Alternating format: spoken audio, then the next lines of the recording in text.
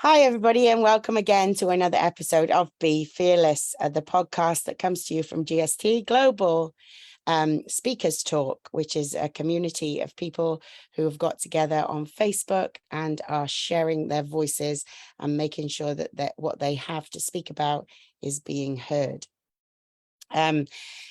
Today, we've got a wonderful guest joining us. A member of the G.S.T. community, Mr. Steve Bimpson. Good morning, good afternoon, Steve. How are you?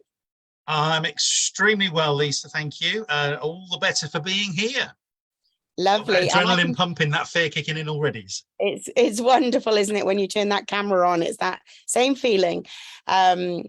So we are on the same continent. So we are actually both doing the afternoon today. But for everyone else who's joining us, I want to say good morning to you, good evening, or wherever you are in the world. Maybe it's nighttime and you're just going to bed. But thank you for joining us. And if you are not live, then please do put #replay in the comments and tell us what your takeaway is from today's show.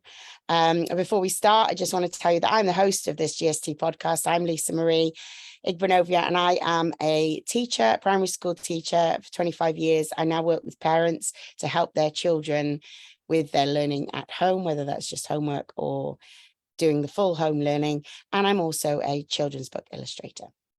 So without further ado, today it's all about hearing from Steve about how he has been more fearless in his life, been brave, and overcome those times when he has not let fear stand in his way. So I would like to introduce him because he actually has been working in business for many years. He has 37 years. Is that correct, Steve? This is my 37th year. Amazing. And he's on a mission. It's a mission to improve the success rate of small businesses. And Steve works with business owners through his Just Think Big mastermind groups, or on a one-to-one basis if they prefer. And he also offers a range of marketing and sales services, helping to create a little marketing magic for his clients. He always says, if you're thinking about growing your business, just think big. So if you'd like a little marketing magical fairy dust sprinkled over your business, give him a call, and we will put his contact details in the comments thread so that you can do just that.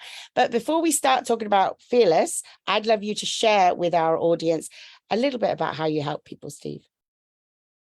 Happy to do that, Lisa, and thank you for having me on. It's a real privilege to be here. Pleasure.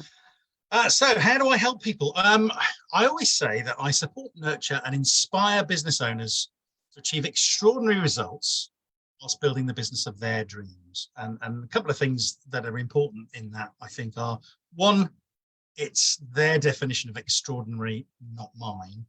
We are all unique.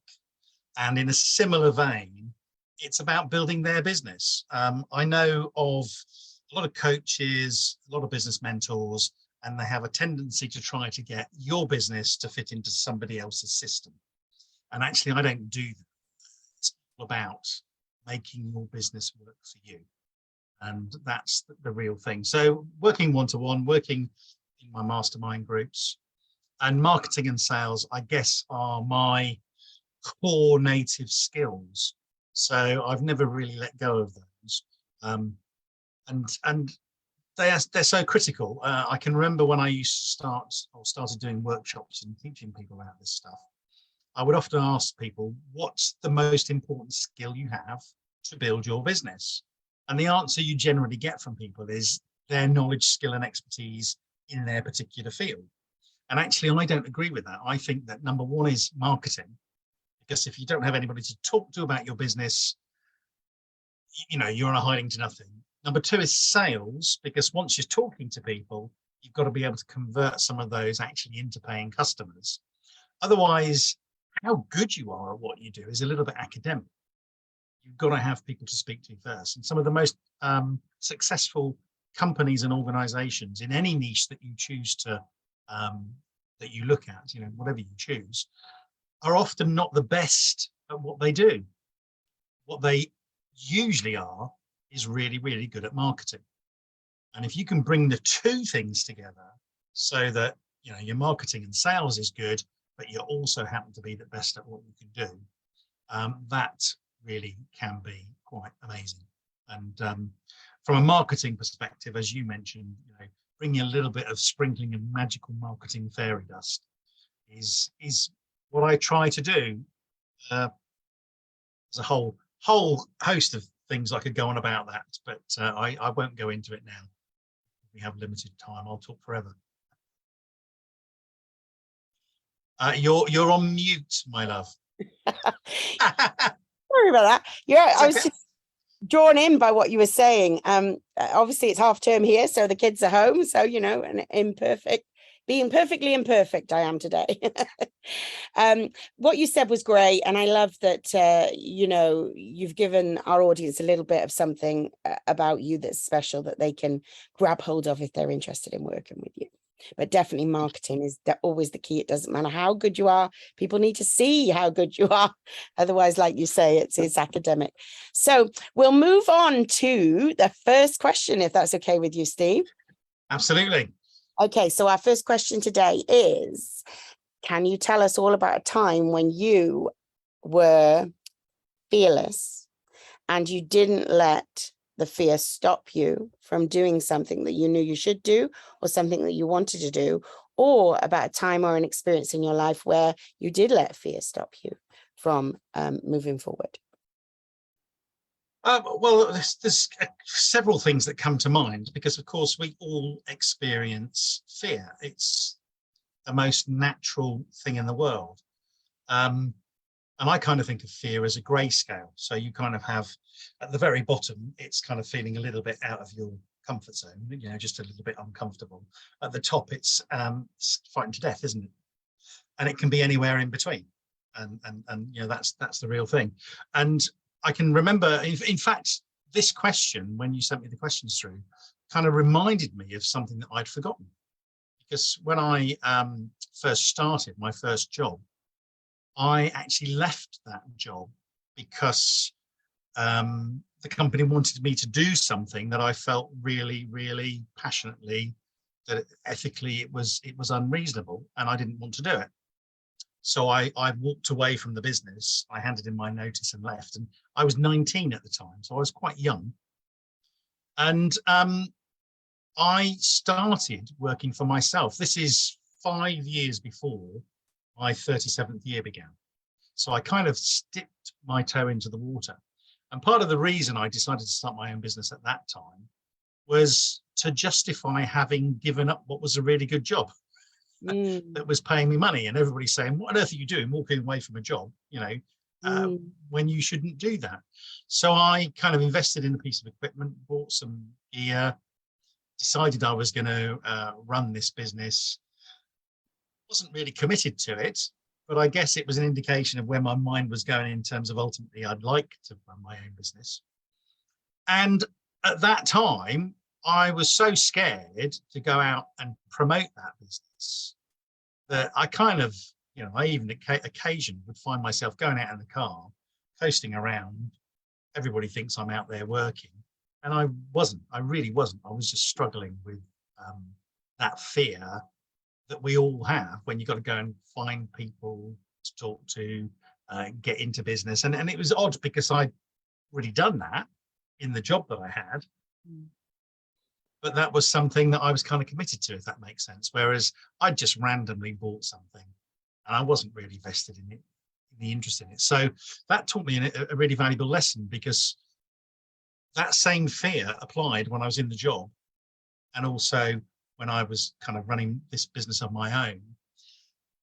I faced it in the job because that was important to me. But when I wasn't committed, I didn't. I struggled to overcome that hurdle. And all things aren't equal. Fears are not the same. They're all relative. And whether we work to overcome a fear sometimes comes down to how committed we are to actually doing that. And I kind of bought this as an excuse while I found another job, because it meant I could justify to other people saying why I'd randomly, given up my job, handed in my notice, walked away from something. It just made it look as though I had a plan. I don't know that I was conscious of that at the time. That's me looking back at it later on, if that makes sense. So that's kind of one example of fear where it kind of did stop me, Yeah. if I'm honest. Learning from that and moving a long way on, you know, as you know, sales and marketing is my background. In fact, I tend to call it marketing and sales because marketing comes first.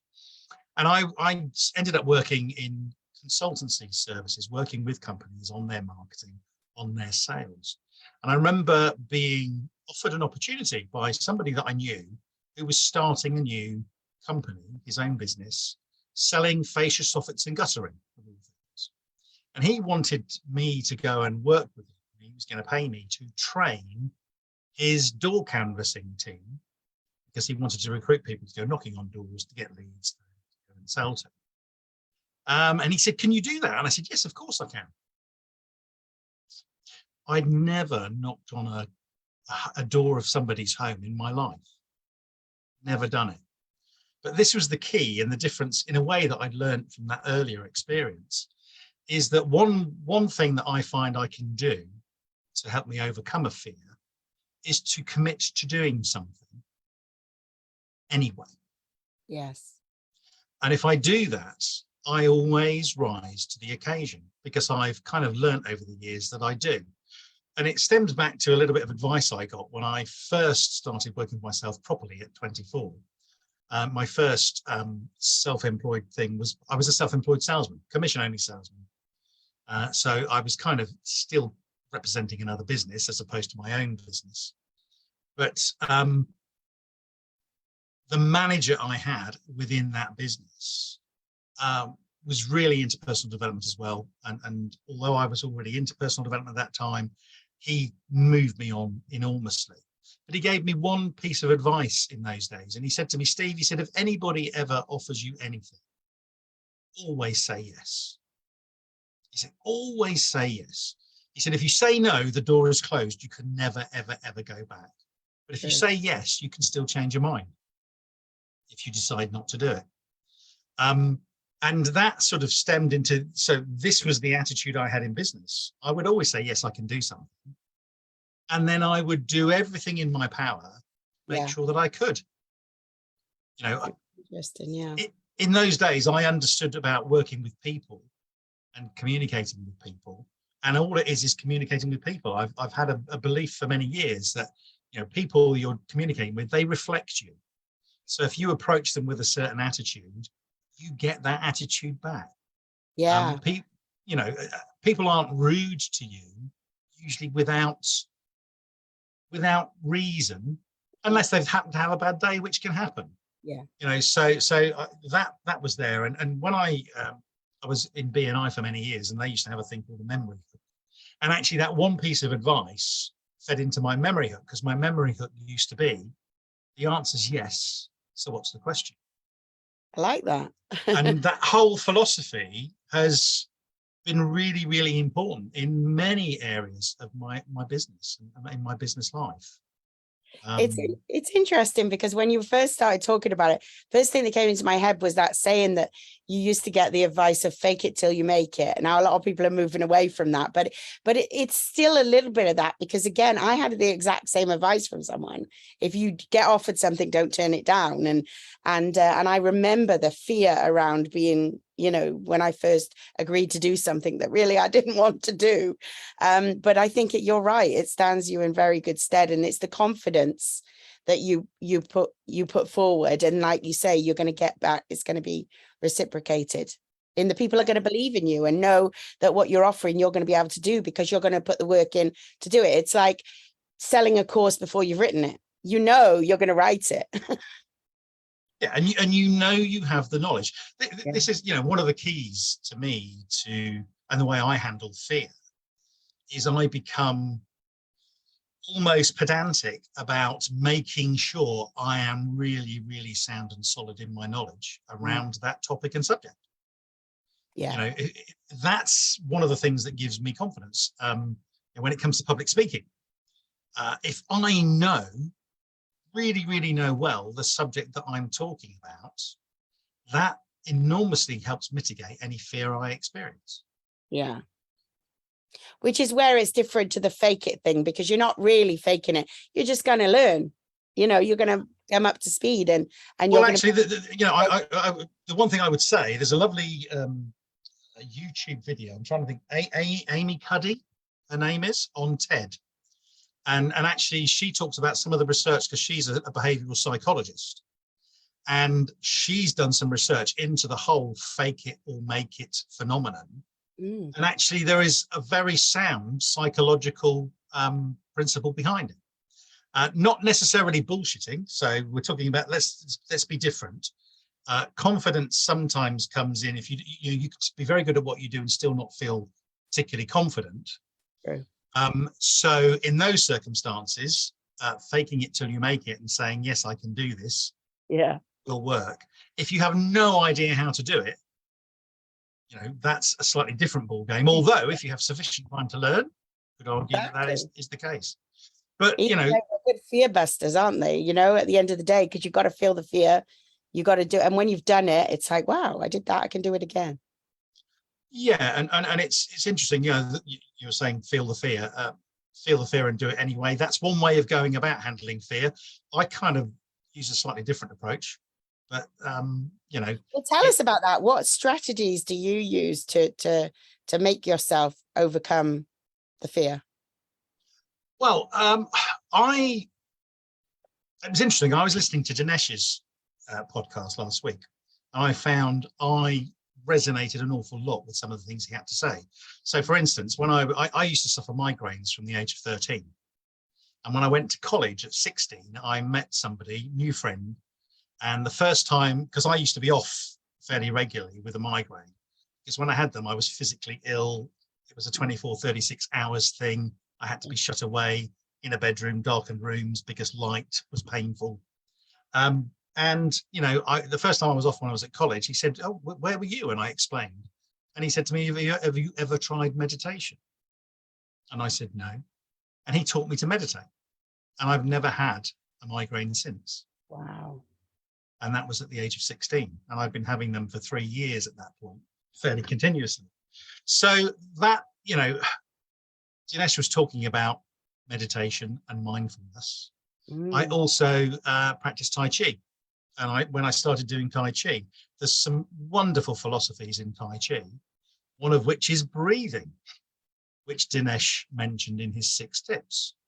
And I found that breathing is really, really interesting. One of the big distinctions that came for me, I have a little concept that I call interference, which is F-E-A-R. And it's that point on this grey scale of fear. Fear, we're all different in terms of what we can handle and what we can't handle. But you reach a point, that tipping point, wherever it is, where you go into fight or flight. Yeah. Well, they call it fight or flight. It isn't fight or flight. It's actually fight, flight, or freeze, because there are 3 choices. We don't fight or run. The most common thing, particularly in modern society, is that people freeze because they don't know what to do. Absolutely. And I went out horse riding across the forest one day, and I was relatively new to horse riding. I won't go into the background of how I got into it. But I got home from work, 2 o'clock one afternoon, beautiful sunny day. We lived on the edge of the New Forest. I said to my wife at the time, I'm going to go for a horse ride, see if there's anybody at the stables going out. Went down, there was a couple of girls that used to take us out on a Saturday because my son used to go, which is kind of where it started. And I knew them, they knew me. But of course, they've been riding horses for years. Yeah. Been riding for about 3 months. And I'd done a little bit of trotting in a ring. I'd never cantered, I'd never galloped or anything like that. And so they said, yeah, come with us. Off we went across the forest. And I was out there, and then gradually we were sort of going, as we got out into the open forest, it was like started to trot, and then the horses cantering. And then the next thing I know, I'm galloping across the New Forest on the back of a horse, having never done this before in my life. And we kind of went around these bushes. As I came around the bushes, there's a ditch. And the next thing I know, I'm airborne on the back of a horse, jumping a ditch whilst I'm galloping, which was just, and so this became a very visceral thing for me, because I could feel the fear welling up inside me as all of this was going on. and you start to think, as the fear builds up, two things kind of happen. One is you always think the worst. Yeah. Your focus goes on to what might happen, what the disaster is. And the second thing was that you know, when you're riding a horse, if you've ever, anybody who's ever ridden, you're meant to press your heels down to retain balance. So as I'm jumping over, and this all happened in a fraction of a second, but it felt so slowly looking back. But what happened is this fear is building up inside you, and I'm trying to give my heels the instruction to push them down because I'm starting to feel I'm tipping over, sort of. Yeah. And it didn't matter how hard I tried, I couldn't push my heels down. Right. And all of a sudden I had this feeling about Tai Chi breathing. We used to do deep diaphragmatic breathing. And one of the principles of Tai Chi is least effort, the principle of least effort. You always use the least amount of effort to do anything. And we were taught deep diaphragmatic breathing. So I just took this deep breath down into my diaphragm. And as I did that, I felt this fear subside, started to go down. And as the fear started to go down, my heels went down and I regained my balance. And I actually stayed on the horse. And it was later on that I was thinking about this, and it made me realize, it gave me a great understanding about what fear is and how it works. Because when we send a signal to, you know, if I want to push my heels down, that's an electrical signal. Goes from my mind to my feet, push your heels down. When we experience fear, all kinds of things go on. We get a frenzy of electrical stimulus taking place. All those thoughts of what we're fearing going to do, your body tenses up, you get all of this feeling swelling up, all of which is caused by electrical stimulation. And it made me realize that actually, when we're at that point, our electrical stimulus, what we're trying to do, doesn't work. Yeah. Because it just can't get through. There's too much interference, hence the term. And so part of my approach is to take away fear in the first place. So it's, how do we remove as much fear as possible? I think if you care about what you're doing, you never lose all of it because you care. So you want, you know, it's like I said earlier, the adrenaline starts to kick in because I'm on here. Once you get talking, that kind of thing dissipates. But I always think, you know, I feel that because I care that I've got a message. I care about the audience. I want them to get some value from this. So it's only natural that you're going to be a little bit fearful, a bit anxious, but also a bit excited as well, hopefully, because those two things are very close together. And so what I find is knowledge. You know, was it, again, one of the acronyms that Dinesh mentioned last week, false education appearing real. Most of the things we're fearful about are because we don't have enough understanding.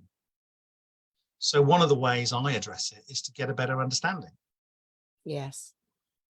You know, the better understanding I have about what's going on and what's working and what forces are at play, the easier they are to deal with. Because, you know, a lot of cases, simple understanding takes it away. Yeah. And like, or at least takes it down to a point at which you can deal with it with comfort. I agree. And it's like you say, there's so much going on in your body at that moment, you know, all the reactions that your body has to fear. And it's you have an emotional response and you're not thinking logically or so once you're able to relax and try to put some perspective into the situation, because I think we all sort of tend to catastrophize when we're first feeling that fear, you know, what's the worst, and we should be doing the opposite. What's the likely thing, and you know, how can we mitigate it, and how can we feel a bit more relaxed in that moment? It's easy to say. Well, and this is where, again, I would agree with Dinesh, and you know, the fact that I've meditated for years and for decades, actually, a bit like him. And again, the Tai Chi, the practice of Tai Chi, what I found in my life is I used to be very reactionary. I used to get fearful. I used to be a bit of an angry person, would lose my rag and would react emotionally, which is not a good thing. And I learned that wasn't the good thing. We don't make good decisions when we're reacting from that place. And so part of, you know, my life has been to take that away. And these days I'm infinitely more relaxed. But actually that can happen really, really quickly. You literally can take control of that really, really quickly. And, all of these things are games of the mind. Everything we construct, human beings are meaning-making machines. Whatever situation you're in, whatever you're feeling at the time, is because of the meaning you associate to that. So true. And the one thing we have absolute control of in our lives is what we think. And anybody can change their focus whenever they want to. And I will hear people going, no, I can't, no, I can't, no, I can't. Sometimes you might need a bit of help. But I guarantee you, if you're feeling frantic and I'm sat there with you, I can take that away by helping you change your focus. You then learn to be able to do that yourself. It doesn't mean to say you never need a bit of help, and it never necessarily means that we don't have challenges. Some days we feel better equipped to do things than others. That's part of the nature of life. But a lot of it comes down to a choice, and we can succumb to these things. We can choose to find our own way of handling them. And that's the thing. And I'm really into the law of attraction, as you know. And one of a couple of people that I have kind of studied through with regards to the law of attraction, there's one of them in particular has this very strong impetus that actually, if you feel fear, you should never be doing something that you feel so fearful about. You should be finding out how to quell that fear first and then do it. And so I kind of take that approach. And it's not necessarily meaning there's no fear whatsoever, but it's developing strategies to be able to handle that fear. Sure. Whatever it is, whatever the nature of it is, there is always a way, but it starts with us making a choice that we're going to do that. Well, that kind of, that's interesting, because that'll lead me into this next question, because what I wanted to ask you was about any current fears.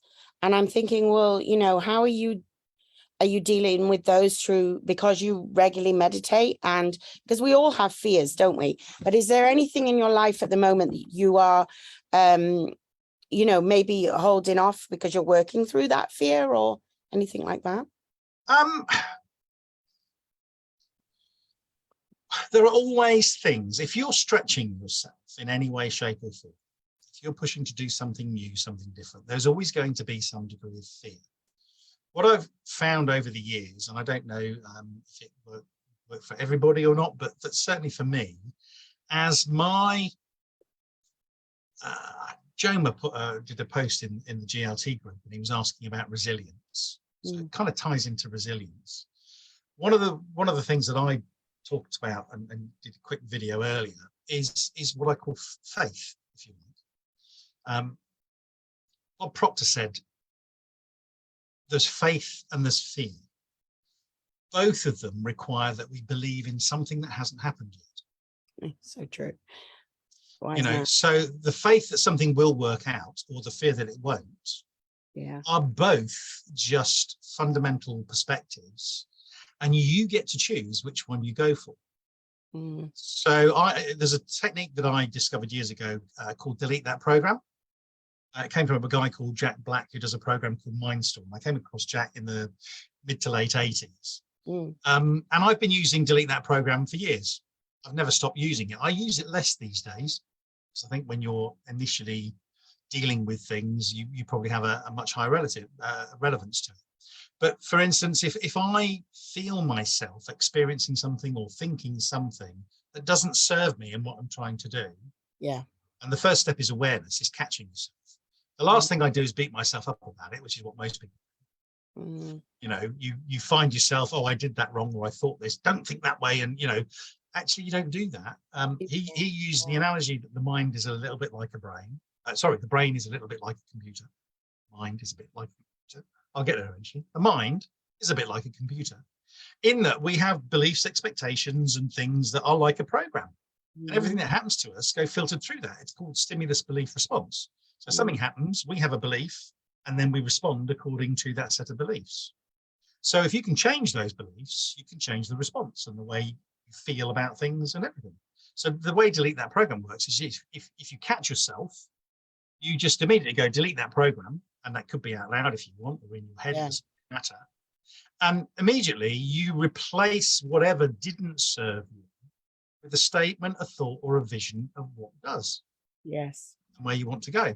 So rather than waiting for fear to build up to the point where it becomes interference, if you consciously become aware of when you start going up that scale and dealing with it in the moment, there's a, you know, there's this whole thing, isn't it, about living in the moment, living life in the moment. And what I find is if we deal with things in the moment as they occur, they don't become any bigger.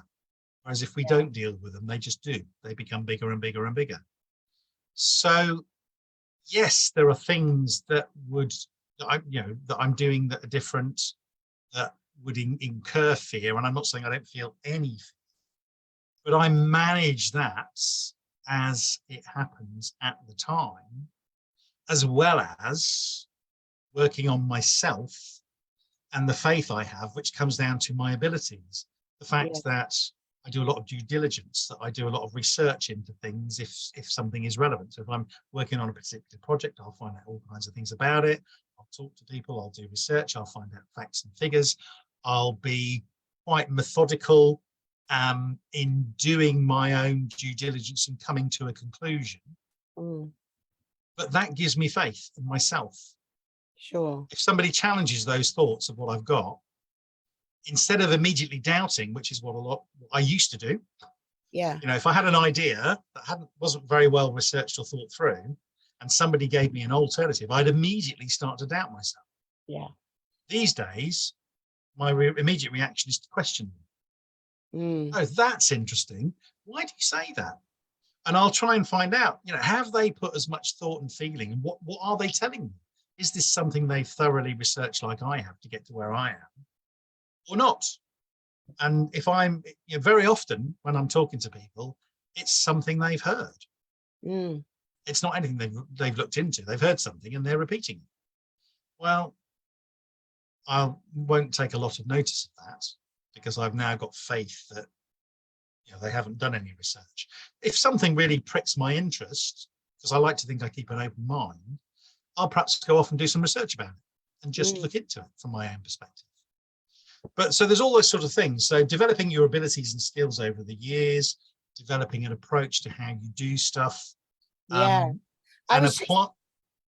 I didn't mean to interrupt. I was just going to say that's exactly what I picked up from you, was that the professional development that you've put in is a really good, is what I'm hearing, the professional development over the years, to be able to move from the place where a lot of people have the first reaction to this other place where you've put the strategies in place, and also just heightened awareness in the moment. Like you say, these are the big keys. Awareness is an amazing gift. Most people, when they become aware of something, particularly if it's something that isn't serving them or that they don't want to do, or a habit that they're trying to break that they're repeating, is they beat themselves up. And all that does is reinforce it. Whereas I go, wow, brilliant. I caught myself doing that. Here's an opportunity to change it, delete that program. This is what I want to do. And so it's a very gentle, most people fear change. Change is a thing that people hate the idea of, and often resist. That in itself creates fear, the fact that you're resisting it, whereas actually we all naturally evolve. So every conversation you have where you learn something new potentially tweaks the software in our minds of our beliefs and expectations and of those and our philosophies. So that belief stimulus response is evolving all the time, but very, very gently. And that creates change over time, and nobody ever feels that that's a challenge. So the way I look at things is I like to simply allow myself to carry on to evolve, but in a direction I choose. And that's the transformation, isn't it? That's what living more fearless for you is. I mean, it's that whole journey you've been on and the transformation that continues. to improve your life, to put all those things in place to help you. Absolutely. You know, it's this whole thing about, you know, very often things to fear happen partially because we're out of control. Situations are out of our control. Or, you know, I was talking to somebody earlier today about Alcoholics Anonymous. Alcoholism is an addiction, and they have some really interesting ways of approaching it, and have been extraordinarily successful over the years.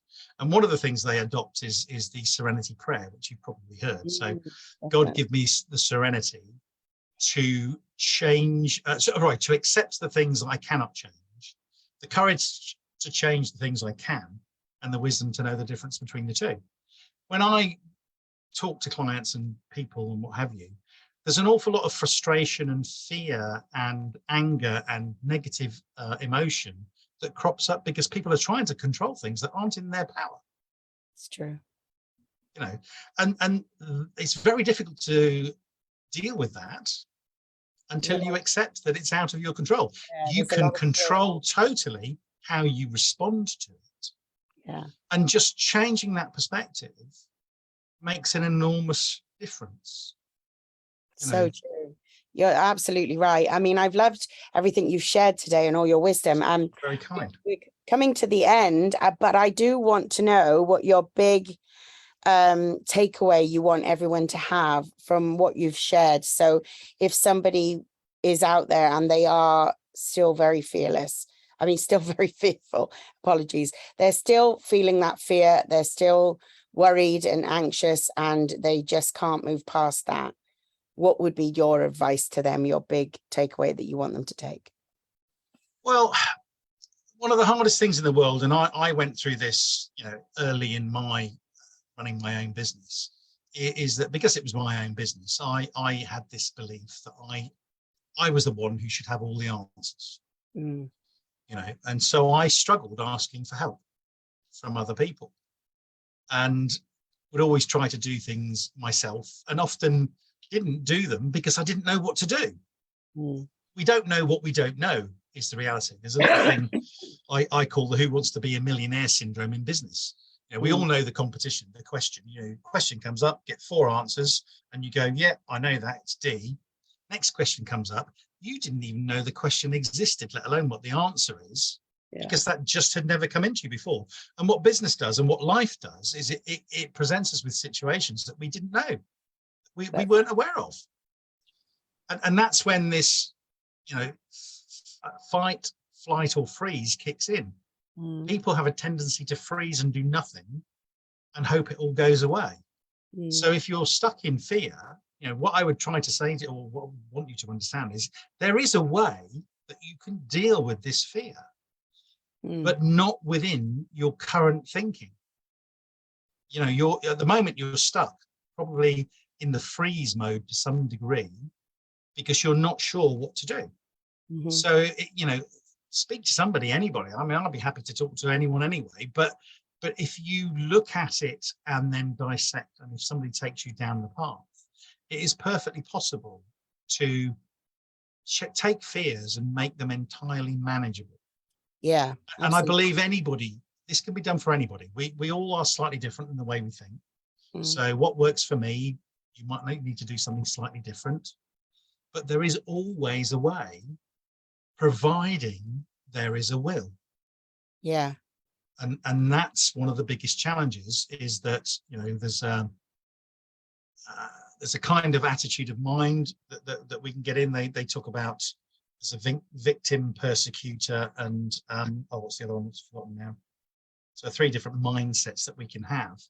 And some people, every one of them gives us something, which is why we get stuck into those patterns. Yeah. You know, it's a bit like smoking.